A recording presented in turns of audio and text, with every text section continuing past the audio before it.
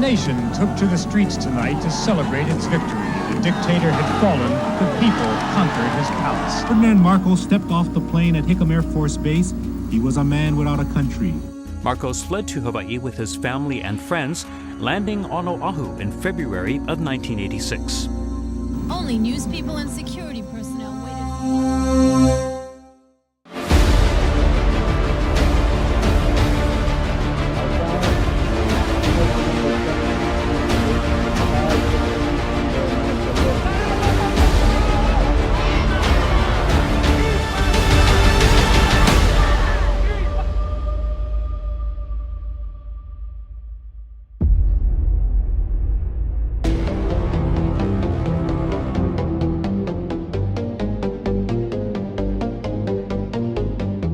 We are finally free, and we can be truly proud of the unprecedented way we achieved our freedom.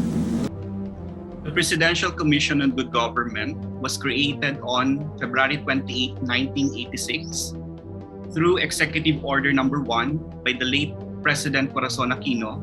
A quasi-judicial agency has three primary mandates. Number 1, the recovery of ill-gotten wealth accumulated by former President Marcos, his immediate family, relatives, subordinates, and close associates, whether located in the Philippines or abroad. Number 2, the investigation of such cases of graft and corruption as the President may assign from time to time. The third one is the adoption of safeguards to ensure that the above practices shall not be repeated under the new government and the institution of adequate measures to prevent corruption.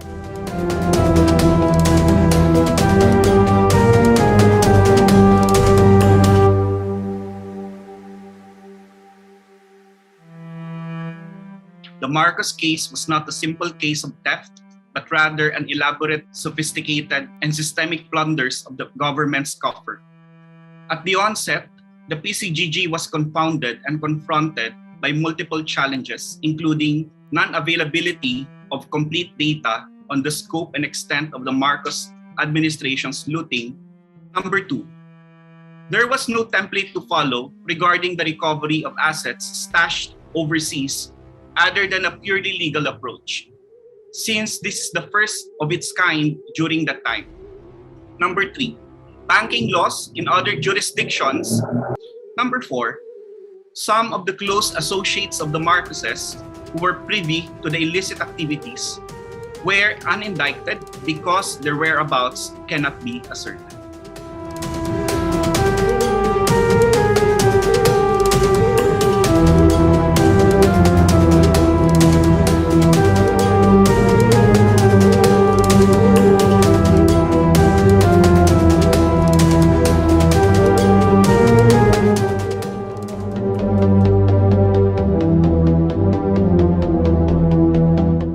Government investigated the alleged ill-gotten wealth of the Marcoses and their close associates in the country and overseas, including the United States, Switzerland, Europe, Australia, Japan, Hong Kong, and Panama. Of these countries that I have mentioned, only the following forged a mutual legal assistance agreement with the Philippines: Australia in 1988, the US 1996, and Hong Kong in 2001. In his book entitled Presidential Plunder, Senator Jovito Salonga, who happens to be the first chairperson of the commission, chronicled the documents recovered from the Malacanang Palace that served as basis for the PCGG to pursue various ill-gotten wealth cases here and abroad. According to Senator Salonga, numerous documents and articles were turned over to the PCGG. Some of the important documents discovered were the infamous contracts signed on March 20 and 21, 1968 by Ferdinand Marcos and Imelda Marcos with Credit Suisse Bank, adopting the aliases William Saunders for Ferdinand and Jane Ryans for Mrs. Marcos. In 2003, the Philippine Supreme Court ordered the forfeiture of the Swiss deposits of the Marcoses amounting to more than $658 million as of 2002. Notably, the Philippine Supreme Court declared the sum of $304,372.43 should be held as the only known lawful income of Ferdinand and Imelda Marcos from 1966 to February of 1986.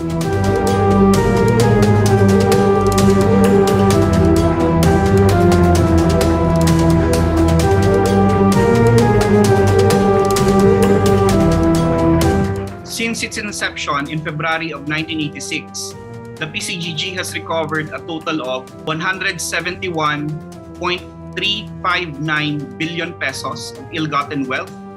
PCGG recoveries provided substantial funding for the Comprehensive Agrarian Reform Program, or CARP. These remittances were utilized to fund projects under CARP. The PCGG's largest single recovery involves the San Miguel Corporation's preferred shares valued at 70.2 billion.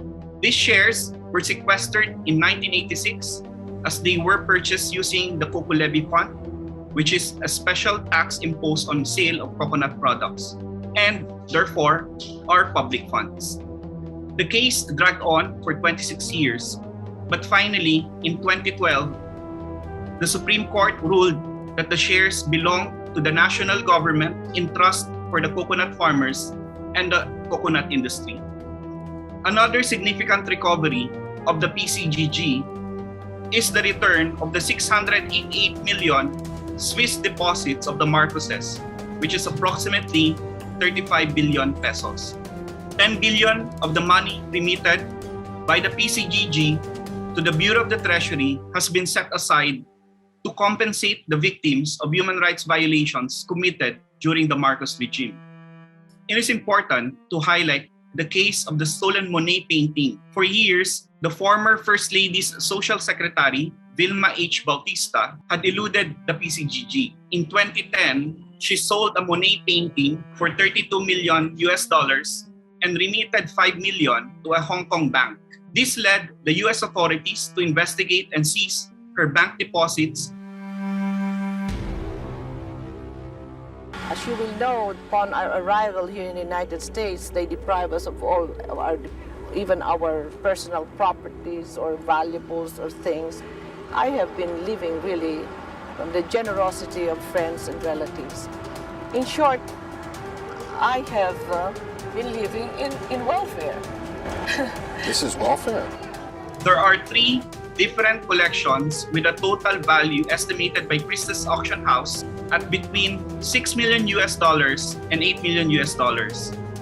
Since the estimates were made in 1991 for the Romeliotes and the Malacanang collections and 2003 for the Hawaiian collection, the total current value could probably be significantly higher.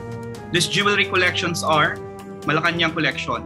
This consists of jewelry retrieved from the Malacanang Palace right after the EDSA Revolution. This is the least expensive of the 3 collections of jewelry recovered from the Marcoses. Number 2, Romeliotes collection. This was seized at the Naiya Aquino International Airport by the Bureau of Customs from a Greek national named Demetrius Romeliotes, a hairdresser, as he was attempting to bring the jewelry out of the country in 1986. Number 3, the Honolulu or the Hawaii collection.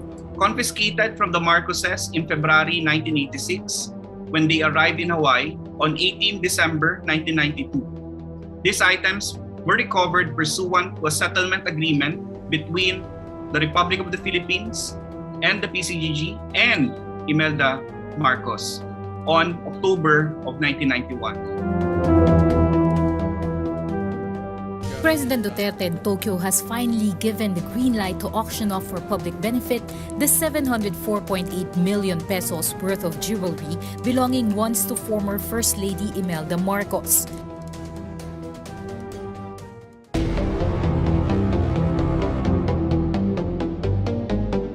Marcos enjoyed a regular round of golf at the Whack Whack Golf Club.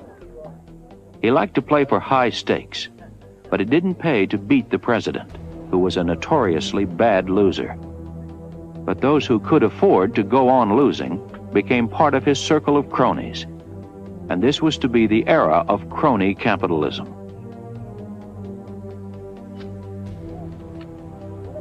Few cronies were so trusted as Bobby Benedicto.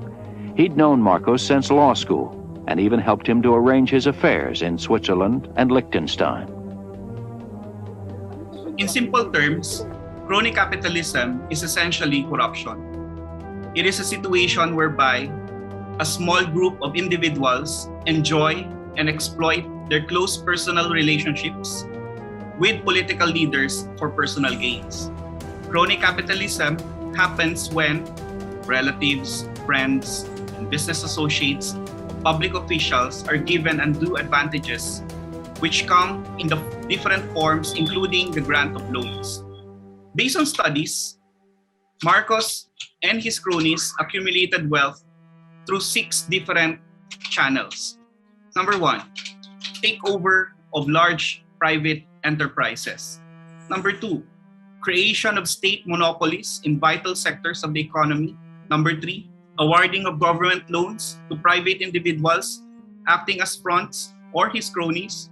Number 4, the raiding of public treasury and government financial institutions.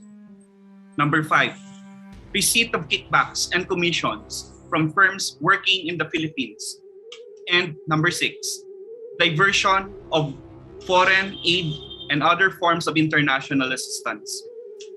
The proceeds then were laundered through shell corporations, which invested the money in real estate in the US or by depositing the funds in various domestic and offshore banks under pseudonyms and in unnumbered accounts or accounts with code names.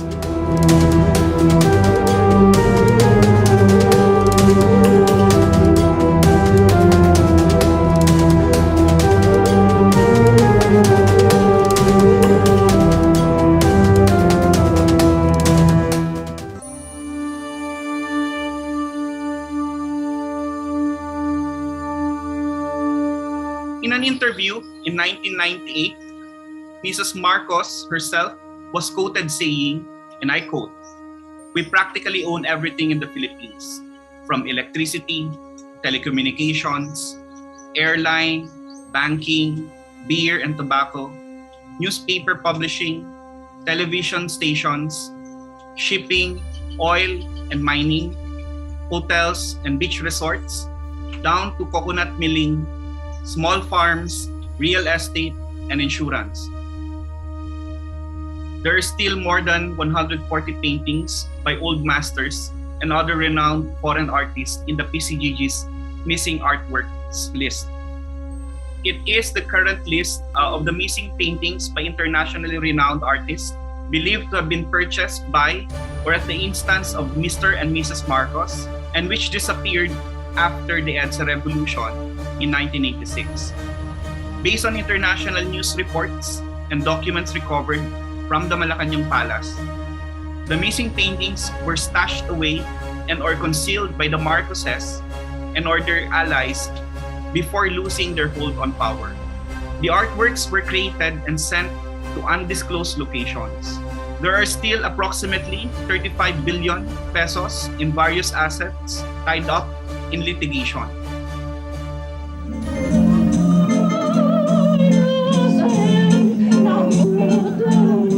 It is hard to give an estimate of the remaining stolen assets because we don't really know how much exactly was stolen. There were a lot of challenges encountered insofar as evidence are concerned. A lot of missteps and mistakes were also committed along the way. What we have is just a crude estimate of how much was plundered from our nation's coffers. The figure ranges from 5 to 10 billion US dollars. Minamahal kita at nasa iyo